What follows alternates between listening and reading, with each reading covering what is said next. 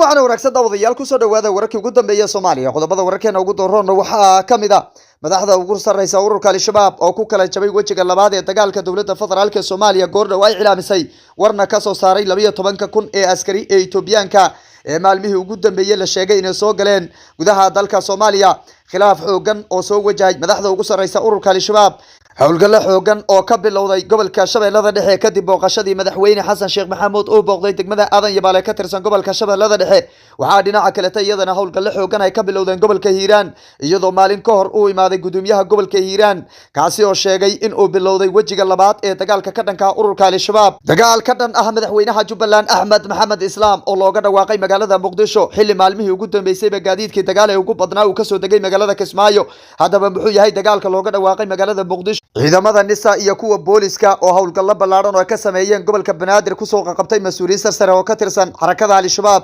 qodobadaasi iyo kuwa kale oo faahfaahsanaya daawadayaal warkeena kaga bogan doontaan hadduu eebeedmo waxaan istuuray gula sugan saaxiibka waxaane oo soo indheeyay xaaladihii ugu dambeeyay Soomaaliya waxaan soo dhawow ururka al-shabaab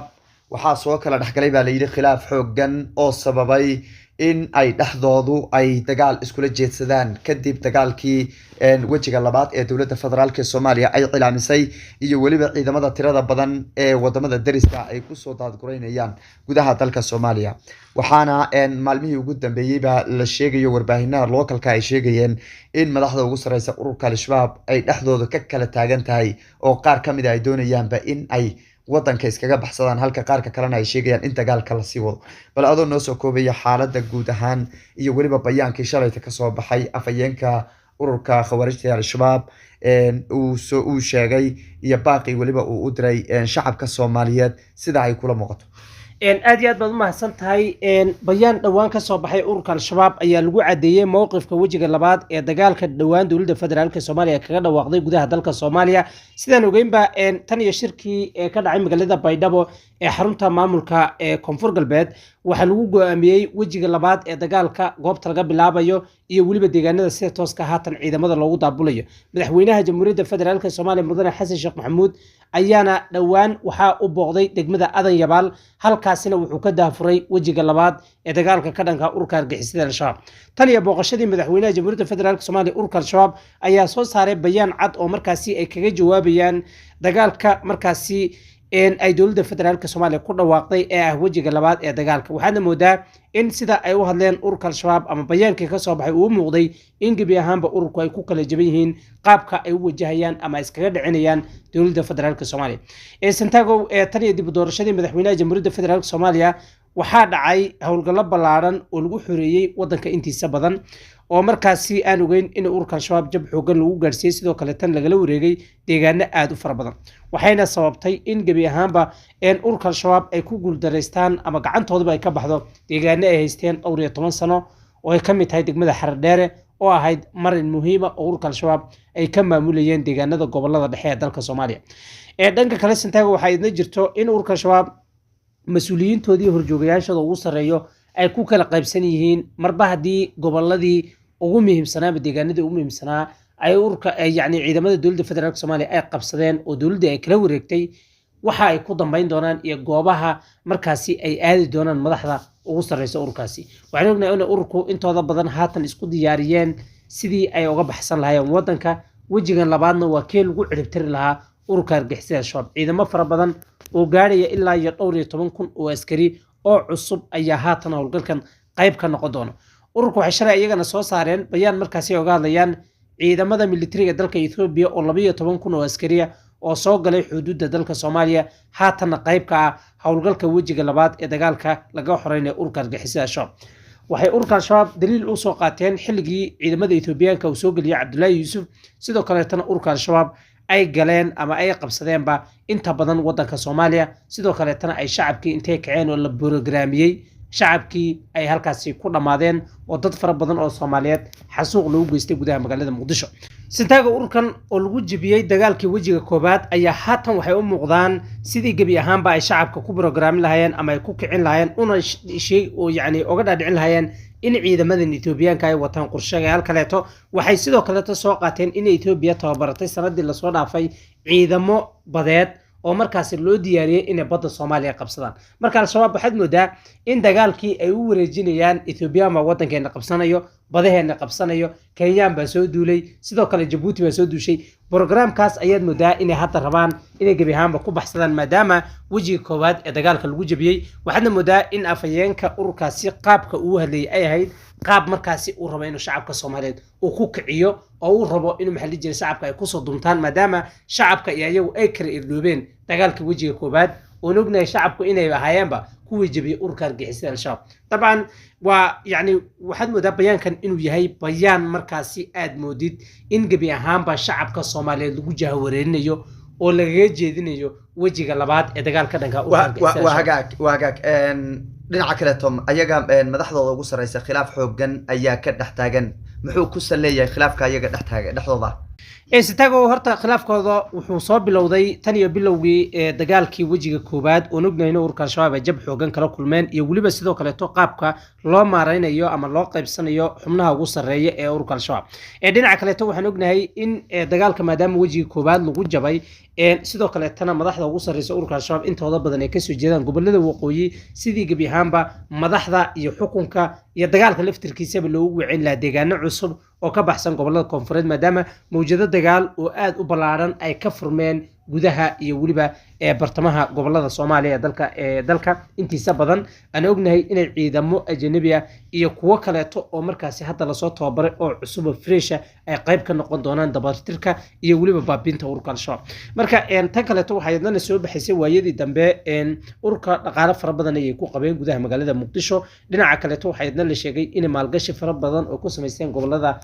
maamulka Soomaaliland laftirkeeda ay khasaare badan ay kala kulmeen dhaqaalihii iyo waliba kownadii ay lacagaha loo marinayeen gabi ahaanba waxa la sheegay in inta badan dawladda federaalka Soomaaliya gacanta ku dhigtay oo hantidii ururkaasi ay la wareegtay marka waxaad moodaa jab xoogan inuu soo gaaray ururka al-shabaab meel ay u baxsan karaan ma jirto oo bad iyo baritoona waxa ku sugan ciidamadii qaranka iyo waliba sidoo kale kuwii ajaanibta ee Soomaaliya ee garab istaagnaa ee la dagaalanka ururka argagixisada al-shabaab qaybta ka ah marka waxaad moodaa in xaaladuhu aad ugu adkaadeen khilaafka marka taasi ayaa sababtay wahagaag dhinaca kale wajiga labaad ee dawladda federaalka Soomaaliya ay cilaamisay waxa la sheegay inuu ka bilowday gobolka Hiiraan iyo waliba gobolka Shabeellada Dhexe oo maalin ka hor madaxweynaha jamhuuriyadda federaalka Soomaaliya uu booqday degmada Aadan Yabaal oo ka tirsan gobolka Shabeellada Dhexe dalqaab noocee ah ayuu ku bilowday dagaalka wajiga labaad ee ka dhanka ururka al-shabaab madaxweynaha jamhuuriyadda federaalka Soomaaliya shalayto waxa uu tagay degmada Aadan Yabaal oo halkaasi ahayd goobtii la rabay in laga daafuro